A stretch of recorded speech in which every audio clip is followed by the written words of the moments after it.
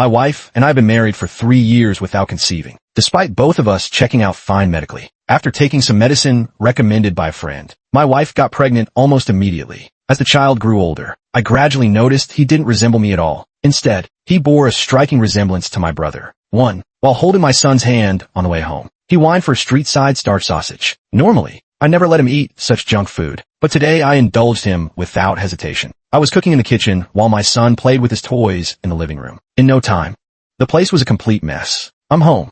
Zhao Yan, you drew on the wall again. How many times have I told you, this is a rented place, and the landlord will scold us? Zhao Yan pouted at his mother, Susan, who ignored him and sat on the couch, scrolling through her phone, waiting for me to serve dinner. Son, how did you do on your test this time? I got an 8 in math, dead last in the class. I answered irritably. For the longest time, I couldn't understand it. Susan and I both averaged 140 in math during our college entrance exams. How could we have a son who couldn't even memorize the multiplication table? Now, I finally knew why.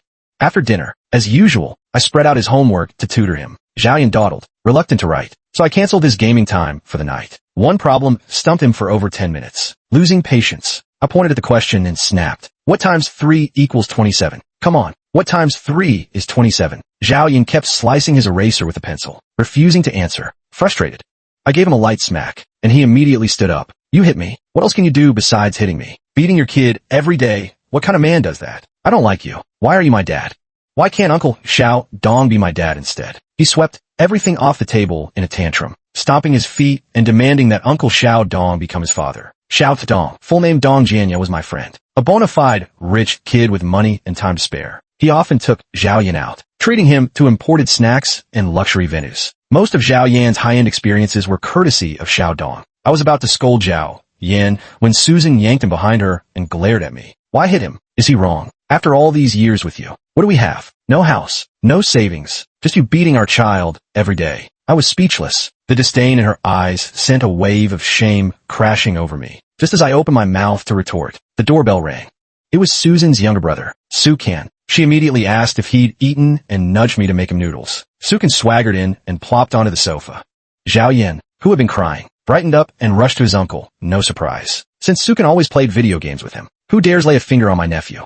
Yin Yan, tell Uncle who it was. I'll beat them to a pulp. Wah! Uncle, Dad hit me. Sukan looked up at me and smirked contemptuously. Taking out your work frustrations on your kid. Only useless fathers hit their children. Yeah, Dad's useless. All he does is come home and hit me. I walked out with the noodles just in time to hear that. Zhao Yan stuck his tongue out at me from Sukan's lap, grinning smugly. Thud! I slammed the bowl onto the table. Sukan, what are you doing here? 2. Do I need your permission to see my sister? Sis, hurry up and lend me 20,000. I need it urgently. Susan glanced at me, signaling me to transfer the money. I replied coldly. No money, not lending. Sukan was a man who excelled at drinking, gambling, and womanizing. After college, he obsessed over starting a business and squandered the family fortune. And yet, with such lofty ambitions, he still dreams of becoming a wealthy boss. Over the years of our marriage, I've lent Sukan money countless times for his so-called business ventures, but the word lend was always a joke. It was like throwing meat buns at a dog, never to be seen again. Oh, come on. Don't tell me there's still people who can't even scrape together 20,000 yuan. That's just pathetic. Sis, you're not one of those people, are you? Susan, who cared deeply about face, would rather suffer in silence than admit she couldn't afford something. Hearing Sukan's taunt, her expression immediately soured, and she kept urging me to transfer the money to him. I don't have it. My salary hasn't come in yet this month. We still have rent to pay, and Zhao Yan's tutoring fees are up in the air. If you have the money, why don't you give it to Sukan? Sushan had no savings to speak of. Her monthly salary was barely 5,000 yuan, and she spent almost all of it on food, entertainment, and shopping. The household expenses had always fallen on me. Sure enough, Sushan hesitated and admitted she didn't have the money. Seeing both of us refuse, Sukan immediately flew into a rage. What's the point of you two if you can't even cough up 20,000 yuan? My sister must have been blind to marry you. Ha! Serves you right. Renting for the rest of your lives. Pathetic losers. With that, he stormed out, slamming the door behind him. No amount of pleading from Sushan could stop him. How could you not even have 20,000 yuan?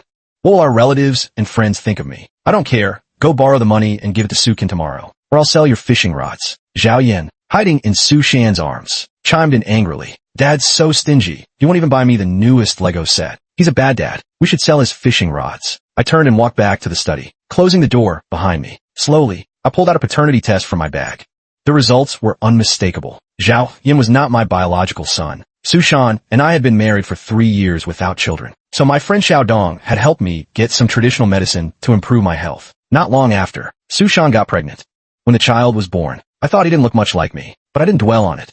That was until I stumbled upon Su Shan's cosmetic procedure records. The documents showed she had undergone double eyelid surgery, meaning she had been single-lidded before we met. But I also have single eyelids. So how did Zhao Yan end up with double eyelids? The more I studied Zhao Yan's features, the less he resembled either me or my wife. So I secretly plucked one of Zhao Yan's hairs and got a paternity test. The results confirmed my suspicions. Su Shan and I have been college classmates. Since we were from the same hometown, we grew closer than others. Over time, we started dating. My parents had passed away early, leaving me only a rural homestead in our hometown. I was grateful Su Shan didn't look down on me for it, and I swore to myself I'd give her a good life. I worked overtime relentlessly, saving up for a down payment. I sold the homestead, borrowed some more, and bought a house in the city outright. Unfortunately, the project turned into a stalled construction site, leaving us in limbo for years. I had always felt guilty for making my wife and child endure such instability. Little did I know fate had an even crueler joke in store for me. After hiding the paternity test, I checked my bank balance on my phone and finally went to sleep. Satisfied, the next day was the weekend. Su Shan woke me up early to visit her parents. She knocked on the door for a long time, laden with gifts, before her mother reluctantly let us in. What are you doing here? You wouldn't even lend 20,000 yuan to King Can. And now you have the nerve to show up. Su Shan forced a smile and handed over the gifts. Only then did her mother's expression soften slightly, allowing us inside. Sukin was sprawled on the couch, playing video games. When he saw me, he scoffed. Oh, look, it's my stingy, tight-fisted brother-in-law. People like you aren't welcome here. Take your stuff and get out. Her mother scolded Su Shan as well. Shan, as an older sister, how could you not help your own brother? Zhao Hao, you have no parents. What do you need all that money for anyway? We're all family, and you won't even lend me 20,000. Susan elbowed me hard, signaling me to hand over the money immediately, or else she'd sell my fishing rod right away. I gave her a cold look and pulled out my phone. 3. Alipay payment received. 10,000 yuan. Sukin's phone chimed, and he hurriedly opened the Alipay notification, scrutinizing it carefully. Why only 10,000? Hurry up and send me another 10. My mother-in-law's eyes darted around before she smiled and pulled me onto the sofa. Xiao Hao, if you're tight on cash right now, 10,000 is fine. When you get paid this month, you can bring the rest then. Sukin was about to complain when Susan pulled out the latest gaming console from her bag, one I've been eyeing for ages but couldn't bring myself to buy. Sukin cheered, and Zhao Yan tried to peek, only to be shoved aside impatiently. Right? Honey, when's your paycheck this month? I'm out of skincare. I want La Mer. I already gave my entire salary to Su Can. Susan, you'll have to cover the household expenses this month. What? You only make 10,000 a month. That's pathetic. Hey, bro-in-law, you should join me on this project. You'll make at least 100 grand a month. The moment Susan heard she'd have to pay for everything, her face darkened. She turned to her mother, who cleared her throat. Susan, you two really don't make enough, and you're both college graduates. Your little brother, with just a vocational degree, earns more than you. Tighten your belt a little. Can's project needs funding. If you have any spare cash, send it his way. My mother-in-law had always played favorites, and Susan was all too willing to be bled dry. The hairy crabs I bought, Susan couldn't bear to eat them. She cooked them overnight and delivered them to her mother, only to be scolded for being stingy and buying too few. On the drive back, Susan kept pressuring me to borrow money. But no matter how sweetly she coaxed, I didn't budge, sulking in the passenger seat. She slapped Zhao Yin twice when he pestered her for her phone. The kid bit back tears, his face twisted in a comical grimace. I nearly laughed out loud. The moment we got home, Susan shrieked at the sight of her empty walk-in closet and immediately wanted to call the police. Honey, call the cops. We've been robbed. All my bags and jewelry are gone. Her closet had held over a dozen designer bags, and the necklaces, earrings, and other accessories were too many to count, all high-end brands. I threw them out. Didn't you say they were all knockoffs? Figured there was no point keeping fakes around, so I tossed them. Every time Susan went shopping, she'd come back with a luxury brand bag, claiming they were cheap fakes. I didn't know much about that stuff, so I never questioned it. I'd even saved up to buy her a few bags worth over 10,000 each, but she never used them. Instead, she adored these fakes, saying she wouldn't care if they got ruined. I'd naively believed her, until recently, when I accidentally snagged one of her earrings on my clothes and took it to work. A junior colleague swore on her dignity that it was genuine. So while Susan was out, I invited a second-hand dealer over. After inspection, she confirmed every piece was authentic, and my bank account suddenly grew by over $1 million. I asked her to trace who'd bought all this, and she agreed without hesitation. Now Susan was frantic, grabbing my collar and demanding where I'd dumped everything. Feigning confusion, I pointed at the trash bins downstairs. She didn't even change her shoes before bolting down. She tore through the dumpsters, then stormed to the property office, hysterically demanding to see the security footage. The cameras show me tossing out a huge bag and the cleaners hauling it away. Susan was throwing a tantrum in the monitoring room, demanding that the property management return her trash. The staff kindly pointed her toward the community garbage dump, and she sprinted off. Passers-by stared at her as if she were insane, but she remained oblivious. Little Zhao Yan, with his stubby legs, toddled over and grabbed Susan just as she was about to leap into the dump. "Mom, stop digging through the trash. It stinks." With a furious curse from Susan, Zhao Yan was flung aside. "Mom, you're so embarrassing. My classmates will make fun of me tomorrow for having a trash-picking mom. Don't be my mom anymore." Already seething with pent-up rage, Susan flew into an even greater fury at these words. She snatched a clothes hanger from the trash bin and whacked Zhao Yan hard on the butt. In no time, a crowd had gathered to watch the spectacle. I stood far away from them, taking a sip of my ice cola. A text notification buzzed on my phone. I glanced down. It was a message from the second-hand shop owner, Dong Jianya, my best buddy, back when Susan gave birth to Zhao Yan. I was desperate to buy a house. On his recommendation, I chose a property under construction. He praised the development to the skies and even contacted the person in charge to get me the lowest possible discount. Moved by his gesture, I selected a unit. Originally, I planned to make a down payment of 300,000 and slowly pay off the mortgage. But Dong Jianya insisted I pay in full, arguing that I wouldn't have money for loan repayments later while raising a child. At the time, I was strapped for cash, so he generously pulled out his bank card and offered to lend me the money. After much hesitation on my part, he mentioned he'd had his eye on my family's rural homestead for a long time and was willing to buy it at a premium. Back then, I marveled at having such a good friend until 2 years ago, when news broke that my hometown was slated for demolition. Based on the size of my property, the compensation would easily exceed 10 million yuan. Dong Jianya's father worked in the city's urban planning bureau. If demolition was imminent, he would have been the first to know. That's when it hit me. I'd been played for a fool. I invited Dong Jianya out for drinks and secretly plucked a strand of his hair to run a paternity test with Zhao Yan. No wonder he doted on Zhao Yan so much, bringing him toys and snacks from overseas trips, dropping by our place whenever he had free time just to see him. I thought he simply liked kids. Turns out, Zhao Yan was his own son. I didn't confront Dong Jianya right away. Without solid proof, he'd never admit to it. Susan threw a tantrum, but still couldn't find her missing bags and jewelry. She returned home in tears, with Zhao Yan trailing behind, clutching his sore backside. "They're just a few knockoff bags. I'll buy you new ones from Pinduoduo tomorrow, any brand you want," I said, deliberately emphasizing the word knockoff. Susan shot me a glare and slammed the door with a loud bang. That night, I overheard her on the phone with Dong Jianya, sobbing as she begged him to buy her new bags. He brushed her off, claiming he was short on cash and would get them next time. Somehow, Susan managed to scrape together the rent. She used to live like a pampered princess, never lifting a finger for chores like grocery shopping, cooking, or cleaning. Back then, we only shopped at supermarkets. Now, she's out haggling with elderly vendors at the night market for discounted vegetables. As for me, I've completely checked out. I'd rather work overtime at the office than go home. Susan is struggling, juggling work and household duties, but her hardship is only half of what I endured. Several times, she almost asked for my help, but I played dumb and dodged the issue. Over the weekend, I met Dong Jianya for drinks again. Dong Jianya was dark-skinned and pudgy. Throughout college, he never even held a girl's hand. We used to tease him about staying single forever. Who knew he'd turn out to be a rich kid? When I first started dating Susan, money was always tight. Dong Jianya often lent me cash from his allowance so we could go out. I repaid every cent eventually, but I never forgot his kindness. I never imagined my best friend would betray me like this. "Hey, Xiaodong, heard the news. My family's land is getting demolished," I said casually. For a split second, Dong Jianya's expression faltered before he regained his composure. Back then, I just wanted a quiet place to retire and grow flowers. Who knew it'd get demolished? What a mess, right? I punched his shoulder playfully and laughed. Lucky bastard. That land sat idle in my hands for years with no news. The moment you buy it, demolition happens. Remember your roots when you strike it rich.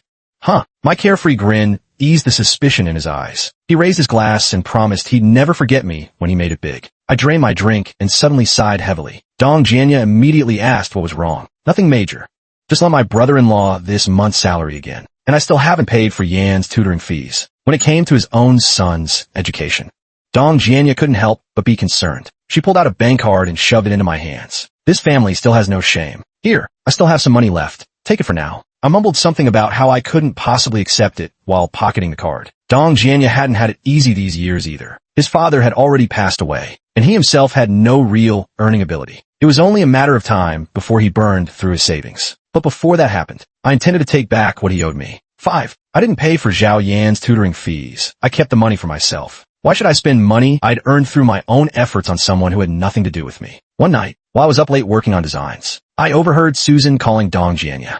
She was asking him for money to cover Zhao Yan's tutoring fees. Dong Jianya, thinking Susan was just trying to scam him again, cursed and hung up on her. Furious, Susan threw her phone across the room. A little later, I heard her muffled sobs. I chuckled to myself and went back to my work. Another weekend rolled around. Susan was busy with overtime and told me to bring extra gifts when visiting her mother's place. I told her I had no money, and she impatiently transferred me 1,000 yuan. Instead, I used the money to buy new fishing hooks, even though I arrived empty-handed.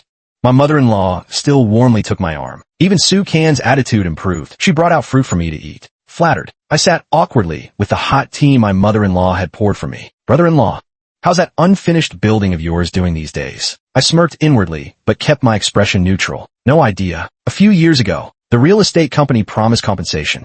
But so far, nothing's come of it. Su Can couldn't help rubbing her hands together at that. My mother-in-law shot her a glare before speaking in a low voice. Xiao Hao, you and Shan Shan must be under a lot of pressure renting a place. How about this? I'll give you 100,000 yuan. And you hand over that unfinished building to me. Consider it part of Shan Shan's dowry. Dowry. When Susan and I got married, her mother had insisted that I cough up 200,000 yuan if I wanted to marry her. I scraped together the money somehow. But when the wedding came, her mother sent Susan over alone. Not even a single blanket was included. I hesitated before replying. Mom, I spent over $1 million on that property. Even if compensation ends up being half that, 100,000 is nowhere near enough. My mother-in-law slammed the table angrily, making the teacups rattle. I'm already doing you a favor by offering 100,000.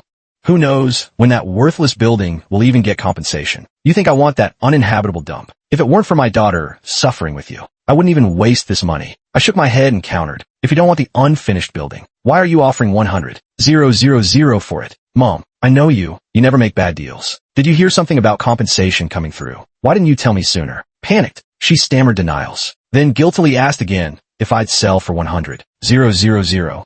I shook my head and stood to leave. Wait, brother-in-law, Su Can blurted. I'll trade you my house for that unfinished building. Surely you'll agree to that. The house they live in now belonged to Su Can's father. Before he died, he'd promised the house to Su Can and the 200,000 yuan in savings to Susan. But their mother had handed everything to Su Can without leaving Susan a single cent. If it were me, I'd have torn into Su Can long ago. But Susan still maintained ties with her family despite all this. I raised an eyebrow. Su Can was really going all out, trading her own house for an unfinished building.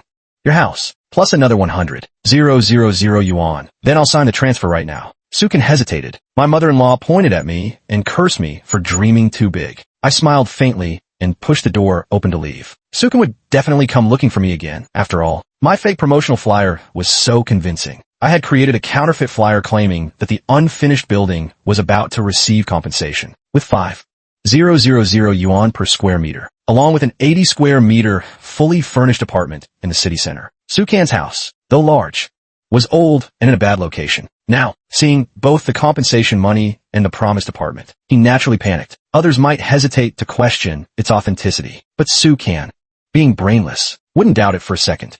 That very afternoon, Su Can sneaked over to find me. He pulled out a bankbook from his pocket and took me to withdraw 100,000 yuan on the spot. Watching Su Can's mindless behavior, I finally realized who Zhao Yan took after. The property transfer went quickly, and Su Can left gleefully, as if he had scored the deal of a lifetime. I was happy too, because I really had scored a deal. 6. Susan didn't pay for Zhao Yan's tutoring classes, and with no time to take care of him, she had no choice but to leave him at her mother-in-law's place. They had agreed that she would give her mother-in-law 500 yuan a month to look after Zhao Yan.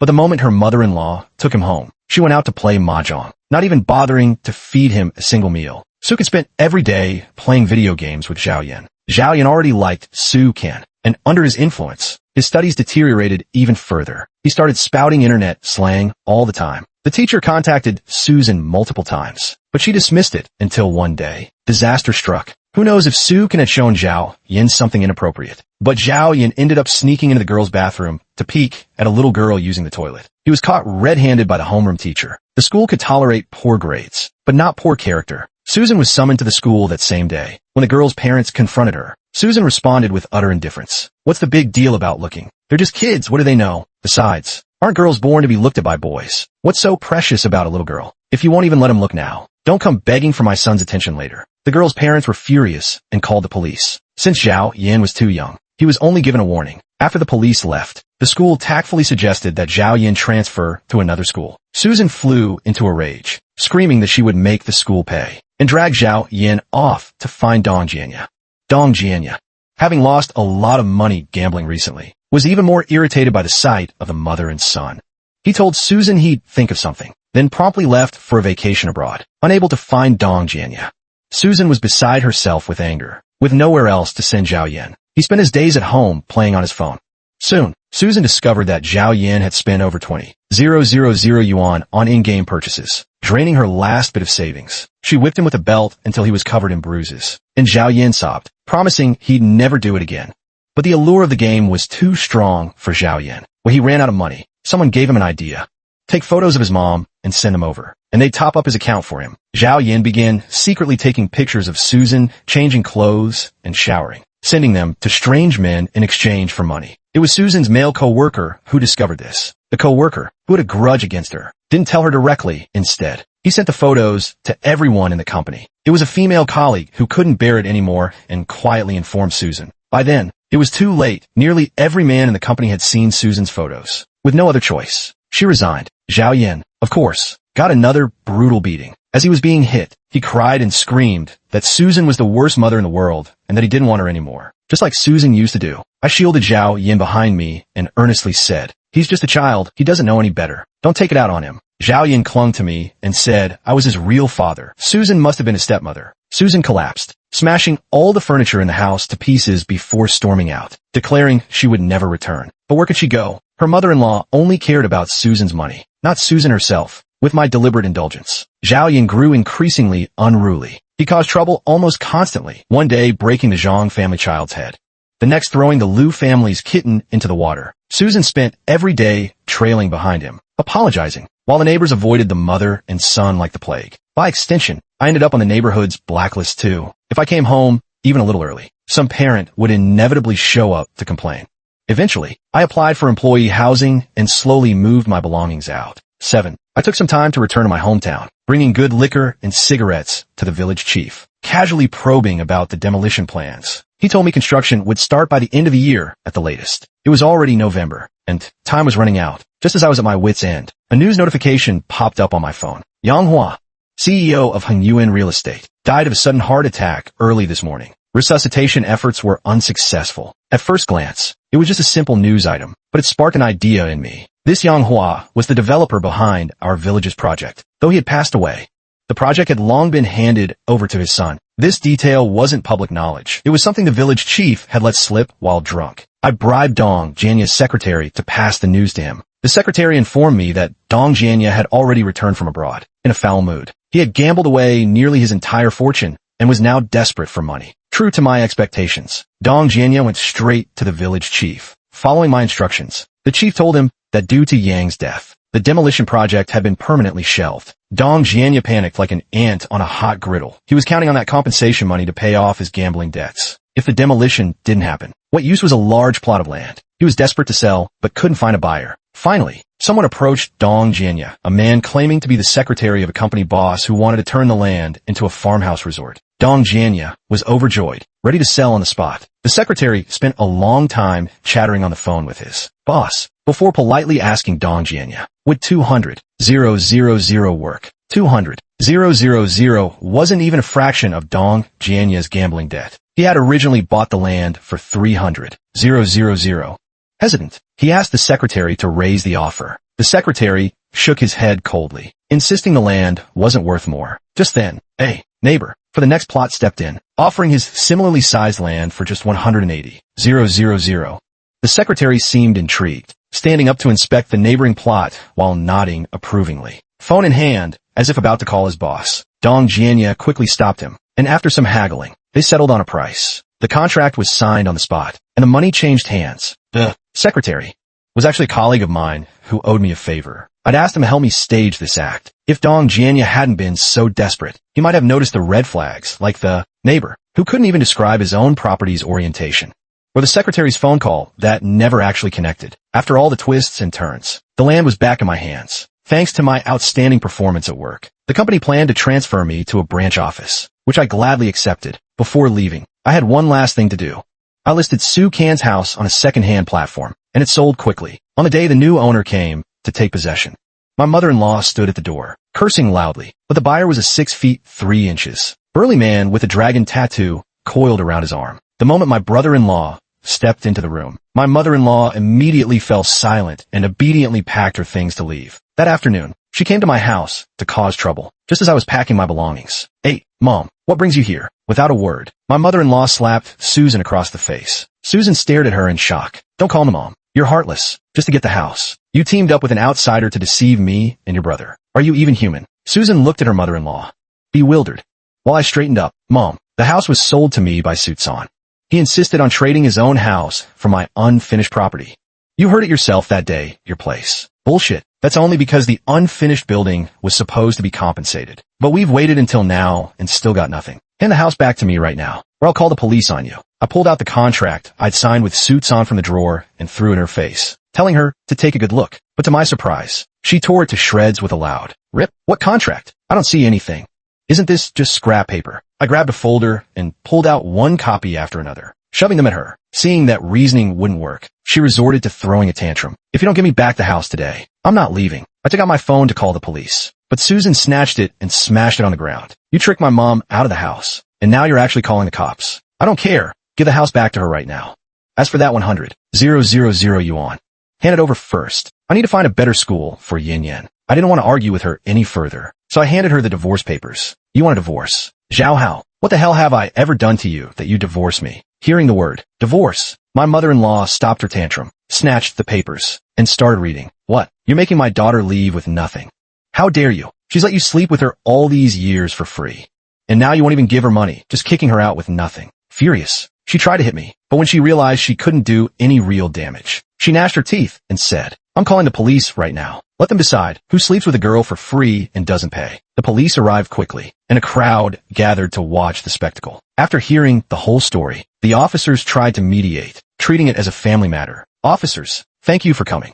But this isn't just a family issue. I'm divorcing Susan." Susan stared at me in shock, then collapsed against her mother, sobbing uncontrollably. "Zhao Hao, we've been together for so many years. Our child is already this big. Fine. You tricked my mom out of the house. I won't hold it against you. But now you want a divorce and to leave me with nothing." The officers looked at me with disdain, and the onlookers began whispering and pointing. "Oh, are you sure Zhao Yan is even my child? Should I show you the paternity test right now?" The moment I said that, everyone froze. I retrieved the paternity report from the study and showed it to the police. "Officers, I didn't want a divorce either, but this woman has been cuckolding me for over a decade, conspiring with her lover to swindle me out of my land. And here, look at all the money I've lent to her brother over the years. It's enough to buy their whole house. Don't you think?" After the police left, Susan dropped to her knees before me. "Zhao Hao, please, for the sake of all these years together, forgive me just this once." I ignored her, opened the door, and walked out. That Susan didn't want a divorce was something I'd expected. Her lover, Dong Jianya, had already lost a hand to loan sharks after failing to pay his gambling debts. Now,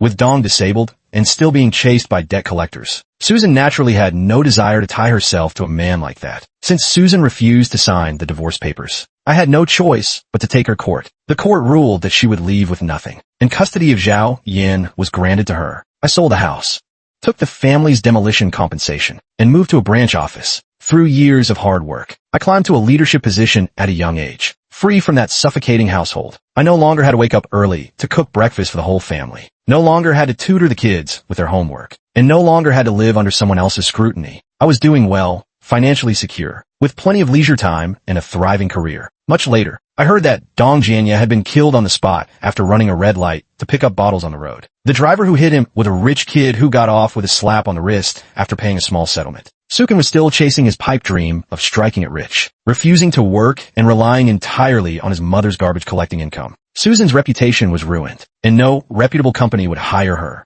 She could only scrape by with odd jobs to support her family. But Zhao Yin was nothing but trouble. Most of what she earned ended up in his hands. Zhao Yin had a violent temper and had been brawling with street thugs since his teens. One night, he and his friends tried to harass a girl walking home from evening study sessions and were caught red-handed by the police. Barely 16, he was locked up and likely wouldn't be out for a while. As for me, I sat fishing, watching the sunset, savoring the sheer bliss of life. The end.